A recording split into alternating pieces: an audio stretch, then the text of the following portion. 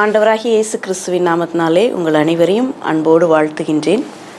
இந்த நாளிலும் நாம் கடவுளும் குடும்பமும் என்ற தலைப்பில் ஏசாயா தீர்க்கதரிசன புத்தகத்தை மையமாக வைத்து தியானிக்க இருக்கின்றோம். இந்த தியானத்திற்கு அடிப்படையாக ஏசாயா தீர்க்கதரிசனம் உரைத்த காலத்தை குறித்து முதலாவதாக நாம் அறிந்து கொள்ளலாம். யூதா தேசத்தை அரசாண்ட உசியா, யோதாம், ஆகாஸ், எசேக்கியா 4 ராஜாக்களின் காலகட்டத்தில் ஏசாயா தீர்க்கதரிசி வாழ்ந்து வந்தார். சாலமோன் ராஜாவினுடைய காலத்திற்கு பின்பாக இஸ்ரவேல் 2 ராஜ்யங்களாக பிரிகின்றது. ஒன்று வடக்கு ராஜ்யம், மற்றொன்று தெற்கு ராஜ்யம், நார்தன் கிங்டம், சதர்ன் கிங்டம் என்று அழைக்கின்றோம். சமாரியாவை தலைமையிடமாக கொண்டு இஸ்ரவேல் வடக்கு ராஜ்யமாகவும், எருசலேமை தலைமையிடமாக கொண்டு யூதா தெற்கு ராஜ்யமாகவும் பிரிந்தது. ஏசாயா தீர்க்கதரிசியினுடைய காலத்தில் அசீரிய ராஜ்யம் ஒரு பேரரசாக இருந்தது. உலகின் பல பகுதிகளை தங்களுடைய கட்டுப்பாட்டுக்குள் கொண்டு வந்து அதை முற்றுகையிட்டு அதை ஆண்டு கொண்டு வந்தது. அந்த வகையிலே வடக்கு ராஜ்யமான இஸ்ரவேலையும் முற்றுகையிட்டு தங்களுடைய கட்டுப்பாட்டுக்குள் கொண்டு வந்து அதன் தலைமையிடமாக சமாரியாவை அளித்தது. அடுத்ததாக தெற்கு ராஜ்யமான யூதாவையும் முற்றுகையிடுவதற்கு முயற்சித்ததினாலே யூதா தேசம் ஒரு பெரிய அபாயத்தில் இருந்து வந்தது. யூதா தேசத்தில் வாழ்ந்த ஜனங்களுடைய நிலையை குறித்து நாம் பார்த்தோமானால், அவர்கள் ஒரு பக்கம் தேவனை ஆராதித்து கொண்டு வந்தார்கள். ஆனால் மறுபக்கத்திலே அவருடைய வாழ்க்கை சமுதாயத்திலே பல அநியாயங்களை செய்து வந்தார்கள். ஆகவே அவர்களுடைய ஆராதனை ஒரு மாய்மாலமான ஆராதனையாக காணப்பட்டது. அவர்கள் ஏழைகளை ஒடுக்கினார்கள், எளியவர்களுக்கு அநீதி செய்தார்கள். அவர்களை ஆண்ட தலைவர்களும் தவறான பாதையிலே இந்த ஜனங்களை வழிநடத்தி சென்றார்கள். ஆகவே அவர்கள் தேவனை விட்டு பிரிந்து முற்றிலுமாக வேறு பாதையில் அவர்கள் பயணித்து கொண்டிருந்தார்கள். ஆனால் அதே வேளையிலே தேவனை ஆராதித்து கொண்டும் இருந்தார்கள். இவை எல்லாவற்றையும் கடிந்து கொண்டு கர்த்தர் ஏசாயா தீர்க்கதரிசியின் மூலமாக இந்த ஜனங்களிடத்தில் இடைப்பட்டதை நாம் பார்க்கிறோம். அவர்களின் எதிர்கால நம்பிக்கையை கொடுக்கின்றார். நீங்கள் என்னிடத்தில் திரும்பும் பொழுது நான் உங்களை மீட்டு கொள்வேன் என்கின்ற ஒரு எதிர்கால நம்பிக்கையை அவர்களுக்கு கொடுப்பதை நாம் பார்க்கின்றோம். இப்படி இந்த ஜனங்கள் தேவனுக்கு பிரியமாக வாழ தங்களை அர்ப்பணிக்கும் பொழுது, ஏழை எளிய மக்களுக்கு நன்மை செய்ய அவர்கள் அர்ப்பணிக்கும் பொழுது, சமுதாயத்தில் நீதியை நிலைநாட்ட அவர்கள் செயல்படும் பொழுது, இதற்கெல்லாம் ஏற்றாற் போல தங்களுடைய வாழ்க்கையை அவர்கள் மாற்றிக்கொள்ளும் பொழுது, கர்த்தர் அவர்கள் இழந்த எல்லாவற்றையும் மறுபடியுமாக திரும்ப அருளி அவர்களின் மகிமையையும் அவர்களுக்கு அருளி அவர்களை மீட்டு கொள்வேன் என்று சொல்லி வாக்களிக்கின்றார். இந்த சூழலில் அங்கே இருந்த குடும்பங்களின் நிலை எப்படி இருந்தது என்று நாம் தொடர்ந்து தியானிக்க இருக்கின்றோம். யூதா ஜனங்களை குறித்து கர்த்தர் ஏசாயா தீர்க்கதரிசியின் மூலமாக தீர்க்கதரிசனம் உரைக்கும் பொழுது அங்கே இருந்த குடும்பங்களின் நிலை எவ்வாறு இருந்தது என்று சொல்லி நாம் காண முடிகின்றது. அதற்கு ஆதாரமாக ஒரு சில வசனங்களை எடுத்துக்கொண்டு அதன் அடிப்படையில் நாம் காண இருக்கின்றோம். முதலாவதாக, குடும்பங்கள் சிதைந்த நிலையில் காணப்பட்டது. ஏசாயா 3ஆம் அதிகாரம் 5ஆம் வசனத்தை நான் வாசிக்கின்றேன். ஜனங்கள் ஒடுக்கப்படுவார்கள், ஒருவருக்கொருவரும் அயலானுக்கு அயலானும் விரோதமாயிருப்பார்கள்.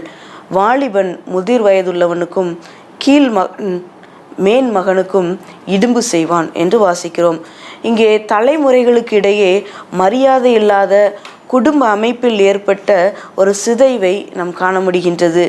தேவனை விட்டு விலகியதால் இந்த குடும்பங்கள் உடைந்த குடும்பங்களாக, புரோக்கன் ஃபேமிலிஸாக, சிதைந்த குடும்பங்களாக அது காணப்பட்டது. இரண்டாவது, பொறுப்பற்ற பெற்றோரை போல ஆளும் தலைவர்களை குறித்து ஒரு சில வசனங்களில் நாம் காண முடிகின்றது. ஏசாயா 3ஆம் அதிகாரம் 12ஆம் வசனத்தில் நாம் வாசிக்கிறோம், ஜனங்களை ஆளும் தலைவர்கள் பொறுப்பற்ற பெற்றோர்களைப் போல நடத்துகிறார்கள் என்று கூறப்பட்டுள்ளது.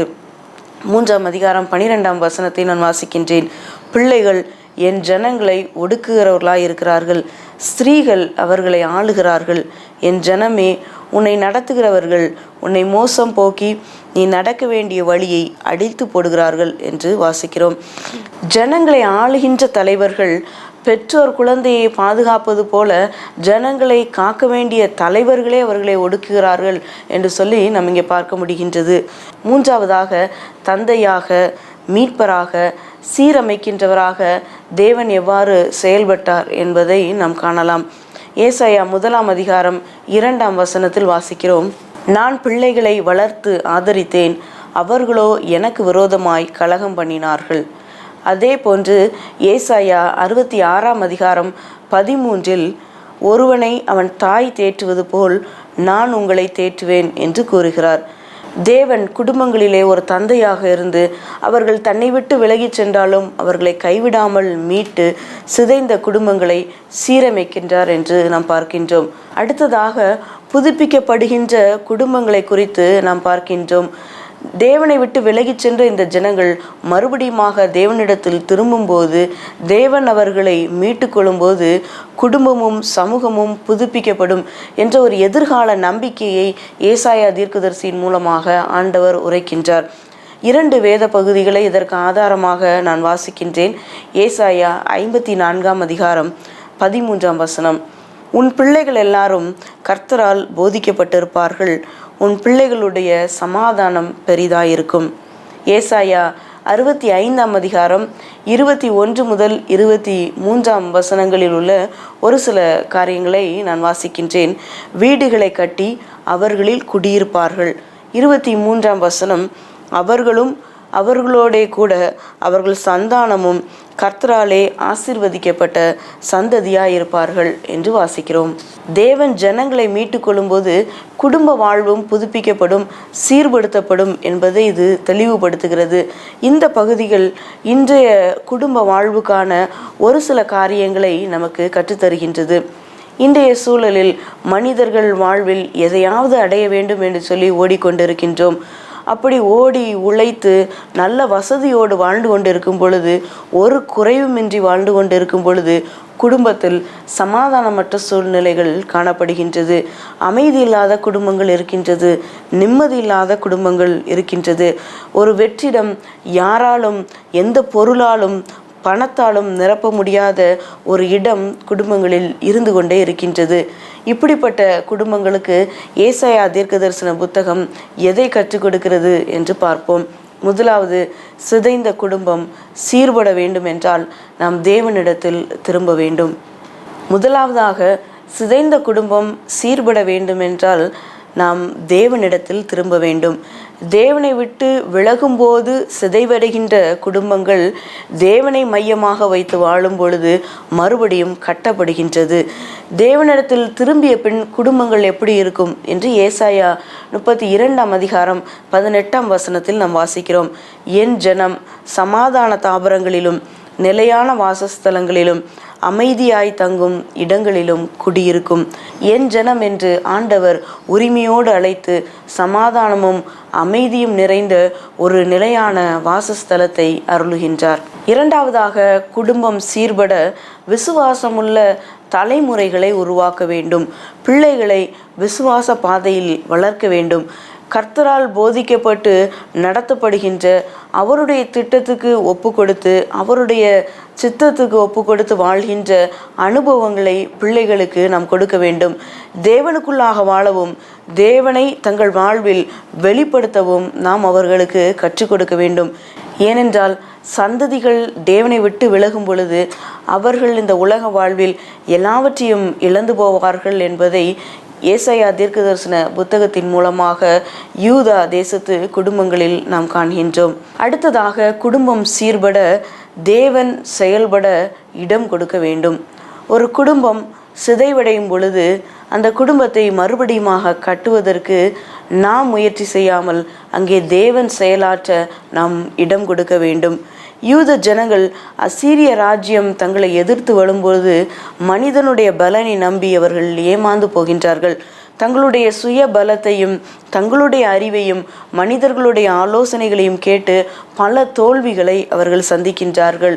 இறுதியில் தேவன் செயல்பட அவர்கள் இடம் கொடுக்கும் பொழுது ஒரு ஆச்சரியமான காரியம் அவருடைய வாழ்க்கையில் நடக்கின்றது. அவர்கள் அற்புதமாய் காப்பாற்றப்படுகின்றார்கள். சிதைந்து போன உடைந்து போன குடும்பங்களை சீர்படுத்துவதற்கு, மறுபடியுமாக கட்டுவதற்கு, அதை ஹீல் பண்ணுவதற்கு தேவன் ஆயத்தமாக இருக்கிறார்.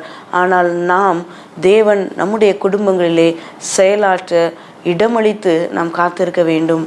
அப்பொழுது நம்முடைய குடும்பங்களில் அற்புதங்கள் நடக்கும். நம் குடும்பமாக தேவனிடத்தில் திரும்புவோம். நம்முடைய பிள்ளைகளை விசுவாச பாதையில் தேவனுக்குள்ளாக நாம் வளர்ப்போம். தேவன் நம்முடைய குடும்பங்களில் செயலாற்ற இடமளித்து அவருடைய திட்டத்திற்கு உட்பட்டு நாம் காத்திருப்போம். கர்த்தர் நமது குடும்பங்களையும் நேர்த்தியாய் வழிநடத்தி ஆசீர்வதித்து அமைதியோடு சமாதானத்தோடு நாம் தங்கி தாபரிக்கும்படியான கிருபைகளை அருளுவாராக. ஆமீன்.